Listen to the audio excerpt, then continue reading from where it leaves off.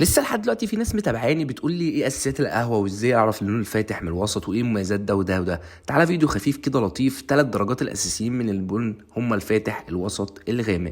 الفاتح اعلى نسبه كافيين من الوسط، والغامق ده بسبب افرازات الزيوت اللي بتحصل نتيجه عن التحميص في الدرجه الوسط والدرجه الغامق. وطبعا في انواع بتدي في الوسط اعلى نسبه كافيين من انواع تانية في الفاتح. التحويجه الاساسيه بتبقى حبان وجوز الطيب، طبعا في اضافات تانية زي الورد، زي المستكه، زي الجينسينج، زي القرنفل.